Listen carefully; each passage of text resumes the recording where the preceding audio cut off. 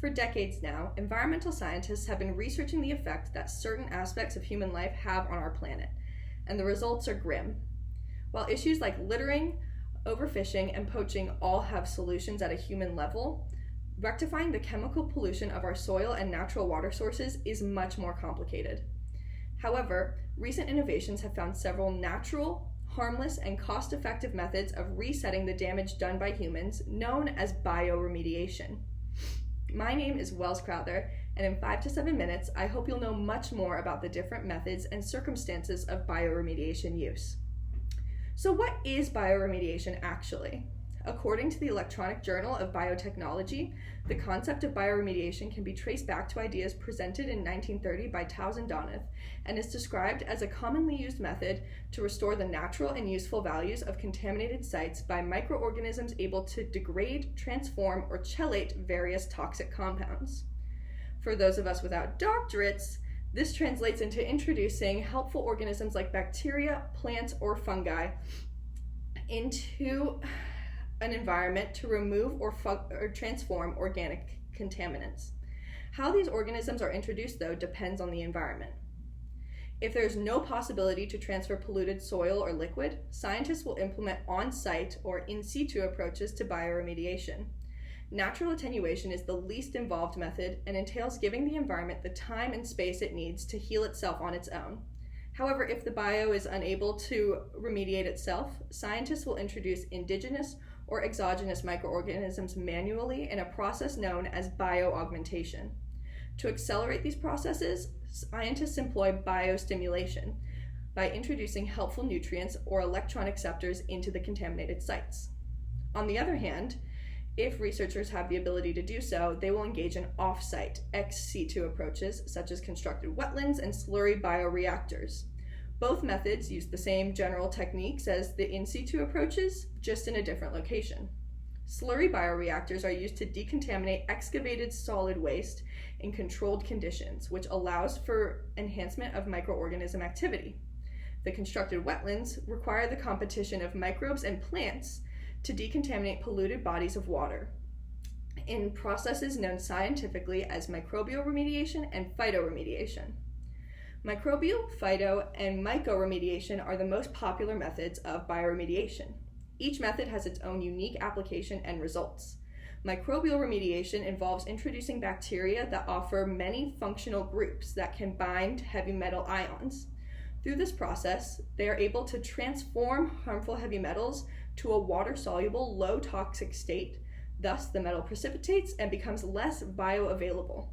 In addition, according to Layla Darwish, engaging in microbial remediation sets you up for successful phytoremediation, allowing plants to survive under less than ideal site conditions. Phytoremediation, as previously stated, is a remediation method carried out by plants. Unlike microbes, some plants have the ability to degrade contaminants introduced by herbicides, explosives, and petroleum hydrocarbons, making it the ideal enactor of bioremediation in industrial and military sites. Different species of plants have different specialties, which allow ecologists to craft a specific plan for any environment and contaminant. Their widespread availability, non-invasive in situ introduction process, and ability to perform remediation across all states of matter have contributed to their growing popularity both in the public eye and in government cleanup projects. However, according to Roland Trey and Jerzy Falandes, the third and final method of bioremediation may be superior to bacteria or plants under many conditions. The use of fungi in decontamination efforts is known as mycoremediation. As genetically predisposed decomposers, fungi have a specialized ability to act as a unit, grow around barriers, recycle dead hyphae, and reallocate resources and growth to resource-rich areas of the soil.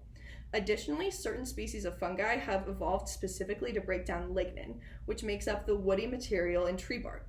Due to this evolution, they are also able to degrade a wide variety of organic pollutants, including persistent organic pollutants, which, due to their inability to degrade naturally, have been targeted for global elimination by the Stockholm Convention, making fungi seem like the 007 of bioremediation. Although bioremediation may seem like the ultimate solution to all our environmental struggles, the sad fact is it isn't. For one thing, all the processes described here take time and lots of it. Phytoremediation, when used to decontaminate soil, can take years to complete the process, and both plants and bacteria need viable conditions in order to be able to grow, and they may be ineffective in certain areas because of their various biological limitations. While mushrooms seem to circumvent all these issues, they are certainly the most expensive of the three methods.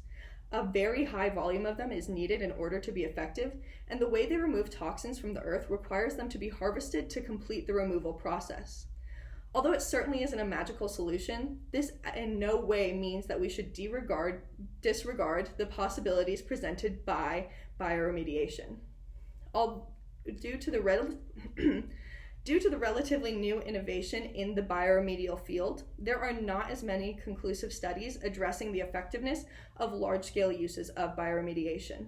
However, following the Exxon Valdez oil spill, a reported 107,000 pounds of nitrogen was deposited at the shoreline near the Prince William Sound between 1989 and 1991. And these efforts caused a dramatic decrease in the amount of oil being deposited in the testing area, as shown in follow-up studies from 2001 to 2007. While it is obvious that more research is needed, as we learn more about the way plants, bacteria, and fungi function, we'll be able to improve on these ideas exponentially. Despite its lack of scientific backing in some areas, bioremediation's greatest strength is its availability to the general public. There are several ways people can get involved in their own communities, whether it's by growing native plants, properly composting, or propagating your own mushrooms. The world is literally your oyster. Mushroom. Bioremediation is a cost-effective, non-invasive, and natural way to undo some of the damage done by humans on this planet. Despite the short list of real-life applications, there is certainly evidence that suggests the validity and effectiveness of microbial, phyto, and mycoremediation that is worth exploring further, both by scientists and the general public. Thank you.